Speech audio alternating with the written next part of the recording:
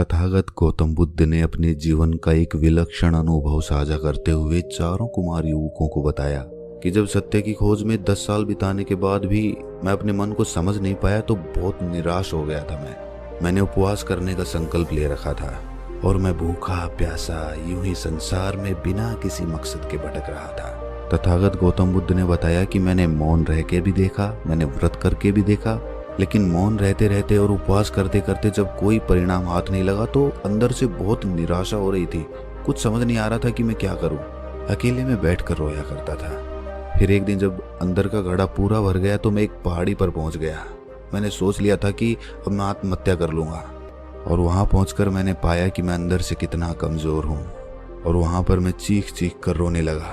आसमान में बिजलियां कड़क रही थी, तेज बारिश हो रही थी और मैं वहां पर चीख रहा था। लेकिन कुछ ही समय बाद कुछ चमत्कारिक घटित हुआ। मेरा मन एकदम से शांत हो गया, जैसे घड़ा खाली हो गया। और जिस आनंद को मैं मौन रहकर प्राप्त नहीं कर पाया था वो मैंने चीख चीख कर प्राप्त कर लिया था। और तब मुझे एक सीख और मिली। मुझे पता चला कि बाहर से मौन होने से कुछ नहीं होता, अंदर से चुप होना पड़ता है। कई बार मन पे बहुत ज्यादा तनाव हो जाता है, मन बोझ के तले दब जाता है, मन का घड़ा पूरा भर जाता है। ऐसी परिस्थिति में अगर आदमी चुप रहता है तो वो तो अपने बोझ के तले ही दबता रहेगा, उसका आंतरिक विकास नहीं हो पाएगा। ऐसी परिस्थिति में आदमी को चुप नहीं रहना चाहिए, उसे अपने मन का बोझ हल्का करना चाहिए, किसी अपने से अपने मन की बात साझा करनी चाहिए। और जब अंदर से मन का घड़ा खाली हो जाए तब मौन रहकर अभ्यास करना चाहिए। तब असली मौन का महत्व समझ में आता है। संध्या का समय था। वेणुवन में तथागत गौतम बुद्ध चारों कुमार युवकों को उपदेश दे रहे थे। चारों कुमार युवकों को तथागत के पास आए हुए सिर्फ 5 महीने हुए थे और 5 महीनों में ही उनकी वृद्धि बहुत ही अभूतपूर्व थी। यहाँ पर उनकी अलग अलग कार्यशालाएं होती थी, जैसे कि तलवारबाजी या फिर धनुर्विद्या। और उसके बाद तथागत के उपदेश हुआ करते थे ताकि उन्हें सद्धर्म का मार्ग भी पता चल सके। एक कुमार युवक ने तथागत से एक सवाल किया। उन्होंने पूछा कि हे तथागत, आपने हमें ये तो बता दिया कि अपने मन का घड़ा अगर भर जाए तो उसे खाली कर लेना चाहिए और उसके लिए उस दर्द को चुप रहकर सहना नहीं है बल्कि किसी से बात करके अपने मन का बोझ हल्का कर लेना है। लेकिन आपने ये नहीं बताया कि किन परिस्थितियों में हमेशा चुप रहना चाहिए, किन जगहों पर आदमी को चुप रहने से ही फायदा होता है। तथागत ने सभी से एक संकल्प लेते हुए कहा कि तुम्हें 2 दिनों तक मौन रहना है। जब तुम 2 दिनों तक चुप रहोगे तब तुम वो समझ पाओगे जो मैं तुम्हें बताना चाहता हूँ। तब मैं तुम्हें 7 ऐसी जगहें बताऊंगा जहाँ तुम्हें हमेशा चुप रहना है और तभी तुम उन बातों को समझ पाओगे। लेकिन याद रखना, चुप रहने का संकल्प सिर्फ तुम्हें पता है, किसी को मत बताना कि तुमने चुप रहने का संकल्प ले रखा है। 2 दिनों तक चुप रहने का संकल्प लेकर वो वापस अपने आश्रम में लौट आते हैं। लेकिन अगली सुबह आश्रम में आयुर्वेदिक खान पान पर विद्यार्थियों में तर्क वितर्क होने वाला था, जिसमें चारों कुमार युवकों ने भी हिस्सा ले रखा था। तर्क वितर्क शुरू हो चुका था, लेकिन कुमार युवकों ने तो चुप रहने का संकल्प ले रखा था। तथागत की वो चेतावनी उन्हें अच्छी तरह से याद थी कि 2 दिनों तक पूर्णतः मौन रहना है, चुप रहना है। आश्रम के विद्यार्थियों के साथ वहां पर आचार्यगण भी मौजूद थे। सभी ने सोचा कि चारों कुमार युवकों के पास कोई तर्क नहीं है, वो बिल्कुल तर्कहीन और बुद्धिहीन है। आश्रम में चर्चा चल रही थी कि ऐसे कुमार युवक भला राज्य को कैसे संभाल पाएंगे। कुमार युवकों के सहपाठी उनके मुंह पर ही उनका मजाक बनाने लगे। एक विद्यार्थी ने तो बड़ी अकड़ के साथ उन चारों का रास्ता रोक लिया और रास्ता रोक कर कहा कि ये मत समझ लेना कि तुम हमसे किसी चीज में बेहतर हो, तुम राजा के बेटे हो, बस यही है तुम्हारे पास उपलब्धि।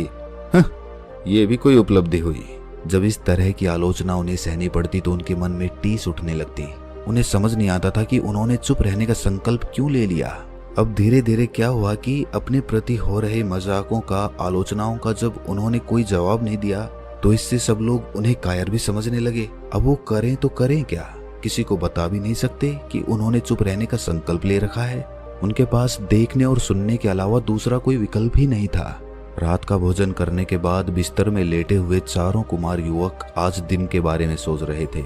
अगली सुबह तलवारबाजी और धनुर्विद्या की प्रतियोगिता होने वाली थी। तेज चलती हुई हवा के बीच रस्सियों से लटक रही मटकियों को निशाना बनाना था। जब पहले कुमार युवक ने मटकी का निशाना साधना शुरू किया तो उसके मन में यही विचार चल रहे थे कि हवा की गति कब बदल रही है। अगर वो हवा की गति के साथ अपने तीर की गति का संतुलन बना लेता है तो वो ये प्रतियोगिता जीत सकता है। ये विचार उसके मन में धनुर्विद्या का अभ्यास करते हुए पहले कभी नहीं आया था। ये विचार बिल्कुल नवीन था। अपने लक्ष्य का सही भेदन करके उसने वो प्रतियोगिता जीत ली। विद्यार्थी और आचार्य गणों के बीच फिर से चर्चा होने लगी कि चाहे तर्क शक्ति ना हो, लेकिन कुमार युवक धनुर्विद्या में बहुत अच्छे हैं। निशाना बहुत सधा हुआ है। आज की रात उन्हें बड़ी चैन की नींद आई और सुबह होते ही वो तथागत गौतम बुद्ध के पास पहुंच गए। वो 2 दिनों के अपने चुप रहने के अनुभवों को साझा करने के लिए उतावले हो रहे थे। सबसे पहले वाले कुमार युवक से तथागत ने पूछा कि भंते, तुम्हारा अनुभव कैसा रहा? उसने कहा कि हे तथागत, मैं तर्क शक्ति में निपुण था। मैं धनुर्विद्या या फिर तलवारबाजी ज्यादा नहीं जानता, लेकिन चुप रहने के कारण मैं अपने तर्क ही पेश नहीं कर पाया, इसीलिए मुझे आलोचना सहनी पड़ी और मेरा ये अनुभव कोई खास अच्छा नहीं रहा। तथागत ने उसे समझाया कि अनुभव अच्छे या बुरे नहीं होते, अनुभव सिखाने के लिए होते हैं। तुमने अपने अनुभव से क्या सीखा? जब वो इसका जवाब नहीं दे पाया तो तथागत ने उसका उत्तर दिया। तथागत ने बताया कि जहाँ पर हमारी योग्यता का सवाल हो, जहाँ पर हमारी योग्यता परखी जा रही हो, वहाँ पर चुप रहना आपकी आलोचना का कारण बनता है। कोई सेठ अगर सामान बेचने का व्यापार करता है तो उसे अपने सामान के बारे में बताना ही पड़ेगा। ऐसी जगह पर अगर वो चुप रहेगा तो उसे नुकसान झेलना पड़ेगा। इसी प्रकार अगर वो अपने सामान को भूलकर किसी दूसरी चीज के बारे में चर्चा करने लगे तो वो भी उसकी आलोचना का कारण होता है। बंते, तुमने साफ कहा कि तुम्हें धनुर्विद्या या फिर तलवारबाजी नहीं आती है। अब तुम अगर जबरदस्ती धनुर्विद्या के बारे में डींगे हाँकने लगो तो वो भी तुम्हारी आलोचना का कारण बन जाएगा। कुछ लोग हर विषय पर बोलते रहते हैं, चाहे उन्हें पता हो या ना पता हो, लेकिन उनकी अपनी एक राय होती है, उनका अपना एक मत होता है। ऐसे लोगों को कोई समाज में गंभीरता से नहीं लेता।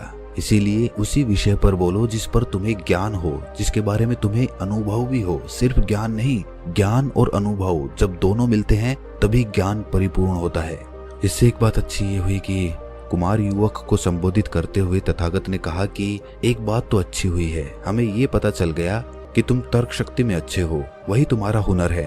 पहले तुमने कभी अपने इस हुनर पर ध्यान नहीं दिया, लेकिन चुप रहने से तुम्हें अपने अंदर के हुनर पता चलते जाते हैं। जो लोग लक्ष्यहीन होकर जीवन भर भटकते रहते हैं, ऐसे लोगों को कुछ समय के लिए चुप रहकर देखना चाहिए।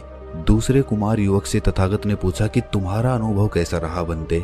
उसने बताया कि हे तथागत, धनुर्विद्या की प्रतियोगिता के दौरान मैंने पहली बार ये महसूस किया कि हवा की गति और तीर की गति का अगर संतुलन बना लिया जाए तो किसी भी लक्ष्य को भेदा जा सकता है।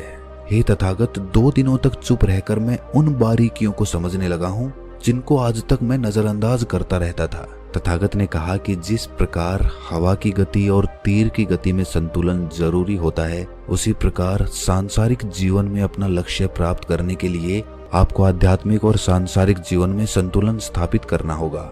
आध्यात्मिक और सांसारिक जीवन में संतुलन स्थापित होने के बाद आप बड़ी आसानी के साथ और बहुत ही जल्दी अपने लक्ष्य तक पहुंच सकते हैं। कुछ लोग सांसारिक जीवन में इतने घुल जाते हैं कि उनके पास खुद के लिए समय नहीं होता। वो अपने परिवार को समय देते हैं, अपने काम को समय देते हैं, लेकिन जब खुद की बात आती है तो खुद को समय नहीं देते और इसीलिए उनका आध्यात्मिक विकास नहीं हो पाता।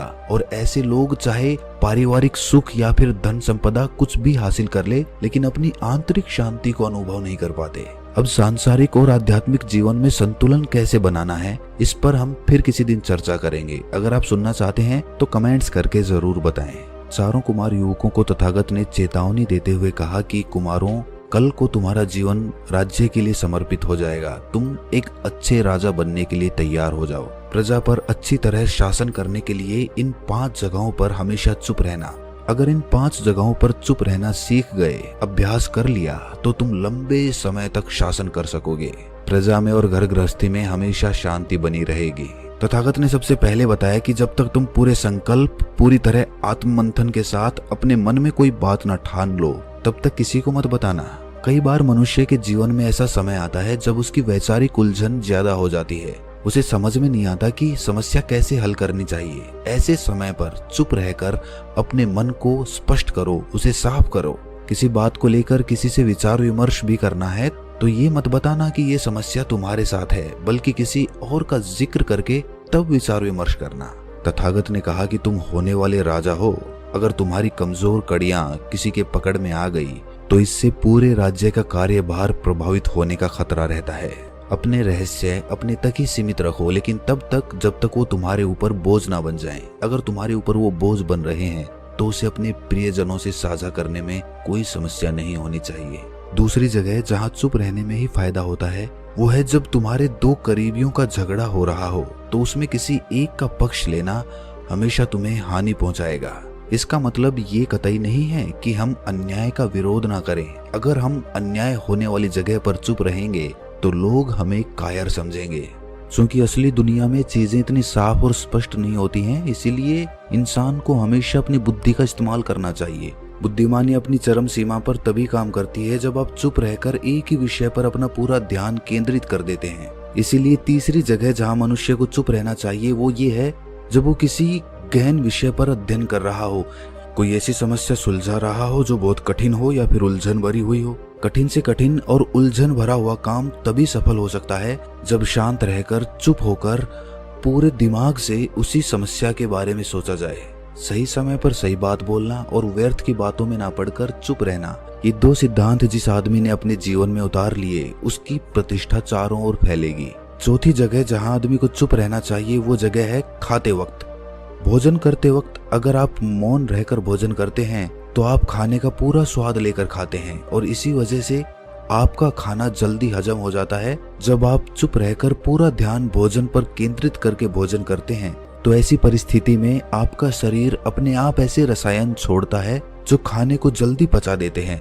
और खाना अगर सही से पच रहा है, पाचन क्रिया सही से काम कर रही है तो आपके शरीर में कोई बीमारी नहीं हो सकती।